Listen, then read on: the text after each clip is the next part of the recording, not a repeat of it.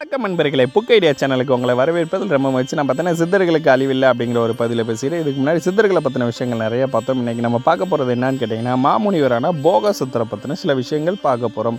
நம்ம போக சித்தர் நமக்கு பல நூட்களை அருளினார்னு நல்லாவே தெரியும். அந்த நூல்கள் மனிதர்களுக்கு அருள்வதற்கு முன்பாக அவர் தன்னை எவ்வாறு மாற்றிக்கொண்டாருங்கிறத இங்கே நம்ம பார்க்க போகிறோம். நமக்கு போக சித்தர் அப்படின்னாலே 18 சித்தர்களில் தனி சிறப்பு வாய்ந்த சித்தராகவும், ரசவாதியாகவும், தத்துவ ஞானியாகவும், எழுத்தாளராகவும் எல்லாத்துக்கும் நமக்கு நல்லாவே தெரியும். அது மட்டும் இல்லாமல் இவர் காலம் கிமு 500லேருந்து கிமு 100 வரைக்கும் இடைப்பட்ட காலங்கிறது நமக்கு நல்லாவே தெரியும்.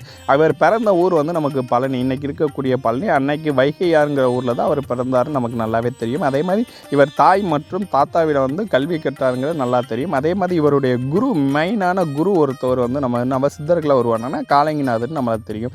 அதே மாதிரி இவருக்கு ஒரு சீடரான புலிப்பானைங்கிறது நமக்கு நல்லாவே தெரியும். அதே மாதிரி பார்த்தீங்க அப்படின்னா நமக்கு இவர் சீனாவில் போயாங்கிற பேரில் இவர் வாழ்ந்ததாகவும் நமக்கு நல்லாவே தெரியும். அதே மாதிரி இவர் சித்த மருத்துவம், விஞ்ஞானம், ரசவாதம், காயகற்பம், யோகாசனம் போன்ற எண்ணற்ற குறிப்புகளை அறிவியல் ரீதியாகவும் கண்டுபிடிப்புகளுக்கு முக்கியம் இவருடைய நூட்கள் உதவுங்கிறது நமக்கு நல்லாவே தெரியும். அதே மாதிரி உலகம் முப்ப வேண்டும் என்பதற்காக தமிழகத்தில் திண்டுக்கல் மாவட்டம் பழனி மலையில் அமைந்துள்ள அருள்மிகு தண்டாயுதபாணி சாமி திருக்கோளின் மூலவர் திரு சிலையான நவபாசன இவர் தான் செஞ்சாருங்கிறது நமக்கு நல்லாவே தெரியும். இந்த நவபாசன சிலை செய்வதற்கு முன்பாக அவர் பல நாணங்களை பெற்று அந்த நாணங்கள் மூலியமாக இந்த 9 அப்படிங்கிற ஒரு விஷயம் எல்லாத்துலேயும் குறிக்கும். அந்த 9ல் ரொம்ப முக்கியமானது என்னன்னு கேட்டிங்கன்னா 9 கிரகங்கள், மனிதர்களை ஆட்டி படைக்கக்கூடிய 9 கிரகங்கள். அது மாதிரி தான் அந்த 9 விஷயங்களை சரியான முறையில் முறித்து அது மனிதர்களுக்கு பயன்பட வேண்டும் என்பதற்காக அந்த சிலை உருவாக்கப்பட்டுள்ளது. அதே மாதிரி பார்த்திங்கன்னா அந்த 9 நமக்கு இருக்கக்கூடிய அந்த விஷத்தன்மையை சரியான முறையில் முடிச்சனால அது மருத்துவமாச்சு.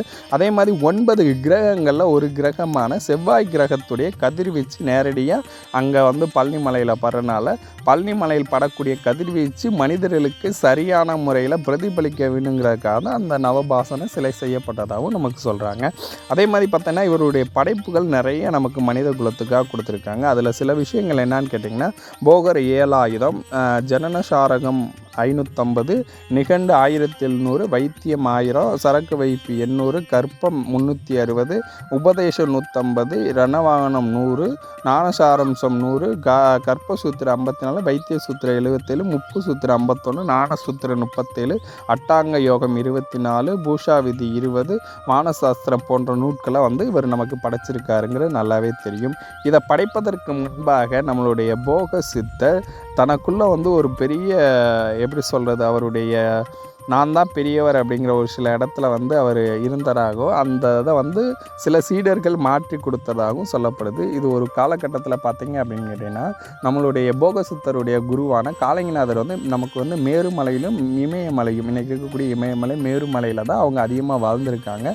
அங்கே தான் பல தாதுக்களை சரியான முறையில் அவங்க கையாண்டு நிறைய விஷயங்களை கண்டுபிடிச்சிருக்காங்க. நிறைய மருத்துவ குணத்தோடு கண்டுபிடிச்சிருக்காங்க. அவங்க பல ஆயிரம் யுகங்கள் வாழ்வதற்காகவும், பசி எந்த ஒரு மூப்பு எதுவுமே இல்லாமல் வாழ்வதற்காகவும் பல தாதுக்களை கண்டுபிடிச்சி அந்த தாதுக்களை சரியான ரசவாதமாக மாற்றி சாப்பிட்ருக்காங்க.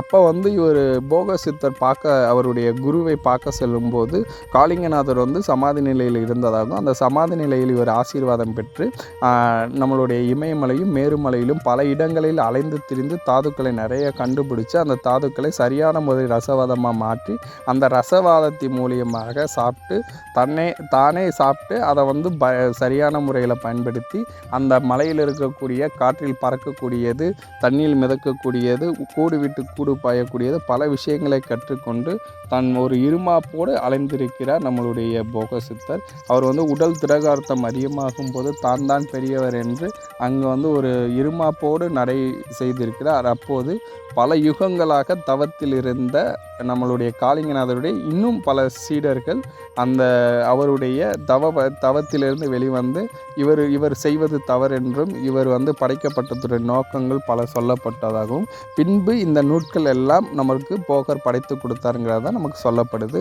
தன்னுடைய இருமாப்பை சரியான முறையில் நாம் செய்வது தவறு என்று அறிந்து மனிதர்களுக்காக மனித குலம் செழிக்க வேண்டும் என்பதற்காக இந்த நூட்களாம் எழுதப்பட்டதாகவும் சொல்லப்படுது.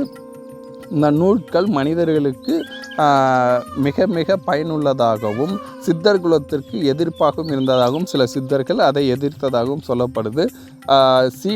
சித்தர்கள் நமக்கு சில விஷயங்களை அருளும் முன்பாக சீடர்கள் சில விஷயங்களை தானே பரிசோதித்து சில விஷயங்களை செய்வாங்க. அது மாதிரி பல விஷயங்களை பரிசோதித்து நமக்கு போக சித்தர் பல விஷயங்களை அருளியிருக்கார். இவர் தன்னுடைய இருமாப்பை தூக்கி எறிந்து மனித குலத்திற்காக நம் மேல் சொல்லப்பட்ட பல படைப்புகளை படைத்து கொடுத்தாருங்கிறதா நமக்கு இங்கே முக்கியமான விஷயம். இப்போ டிஎன்பிஎஸ்சி அரசு அதிகாரிகள் படிக்கும்போது பார்த்திங்கன்னா படிப்போம், நல்லா நிறைய விஷயங்களை தேடி தேடி பயங்கரமாக படிப்போம், ரொம்ப கஷ்டப்படுவோம். எல்லாமே படித்து முடித்து வேலைக்கு போனாமே நமக்கு ஒரு இருமாப்பு வரும். நம்ம தான் பெரிய ஆள், நமக்கு மிஞ்சினவங்க யாருமே இல்லை அப்படிங்கிற மாதிரி. அதே மாதிரி இந்த அரசியலில் இருக்கவங்க கூடிய கவுன்சிலராக இருக்கட்டும் இல்லை இருக்கவங்கட்டும் நான் தான் எல்லாமே அப்படிங்கிற ஒரு எண்ணங்கள் அவங்களுக்கு தோன்றக்கூடிய ஒரு விஷயங்கள் தான். இது இங்கே யாருமே பெரியவங்க கிடையாது. இதுக்கு ஒரு சின்ன கதையாக சொல்லணும் அப்படின்னு கேட்டிங்கன்னா, ஒரு மனிதர் மழை காலத்தில் கொடை பிடித்துட்டு வெளியே போயிட்டு வராங்க. வெளில போயிட்டு வரப்போ பார்த்திங்க அப்படின்னா அவர் போட்டுட்டு வரக்கூடிய செருப்பை வீட்டுக்கு வெளியிலேயே வைத்துட்டு கொடையை உள்ளே கொண்டு போகிறார். கொடை செருப்பை பார்த்து நக்கல் பண்ணுது.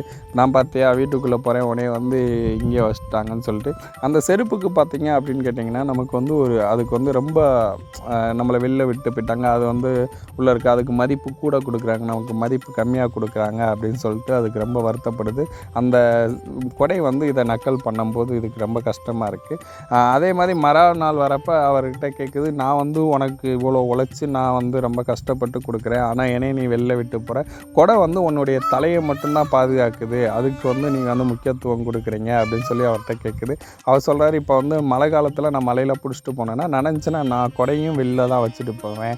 இப்போ உழைப்புங்கிறது ஒவ்வொருத்தவங்களுக்கும் ஒவ்வொரு கடமைகள் இருக்குது, அந்த கடமைகளை செய்கிறது தான் நமக்கு ரொம்ப முக்கியம். அந்த கடமைகளை நீ சரியாக செய்கிற, உன்னுடைய வேலையை நீ சரியாக செய்கிற. அதே மாதிரி அந்த குடையும் மழை காலத்தில் சரியாக செய்யும் போது அது வெளியில் விடுறப்ப இதாக இருக்கும். எல்லாத்துக்கும் ஒவ்வொரு வேலைகள் இருக்குது, அந்தந்த வேலைகளை நம்ம சரியாக செஞ்சோம்னா போதும். நம்ம படைக்கப்பட்டதே முக்கிய காரணம், நமக்கான சில வேலைகள் இங்கே கொடுக்கப்பட்டிருக்கு, அந்த வேலைகளை நம்ம சரியாக செஞ்சு கொடுத்தோனாலே நம்ம வாழ்க்கையில் நல்லா இருக்கலாம் அப்படிங்கிறது அந்த மனிதத்தில் சொல்லப்பட்ட விஷயம். அது மாதிரி தான் நம்மளுடைய அனைத்து மனிதர்களும் அனைத்து விஷயங்களும் படைக்கப்பட்டது நம் வாழ்வதற்காகவே. அந்த வாழ்க்கையை நாம் சரியாக பயன்படுத்தி வாழணுங்கிறது தான் இங்கே முக்கியம். போகர் சொன்னது நமக்கு படைக்கப்பட்ட நூட்கள் அனைத்தும் மனித குலம் நன்றாக இருக்க வேண்டும் என்பதற்காகவே. அவர் படைத்த அனைத்து நூட்களும் மனித குலம் சிறப்பாக வாழ வேண்டும், தான் பிறந்த நோக்கத்தை அறிந்து கொள்ள வேண்டும், அந்த நோக்கத்தை சிறப்பாக செயல்படுத்த வேண்டும் என்பது தான் இங்கே சொல்லப்படக்கூடிய முக்கியமான விஷயமாக இருக்குது. நன்றி மக்களே, நன்றி.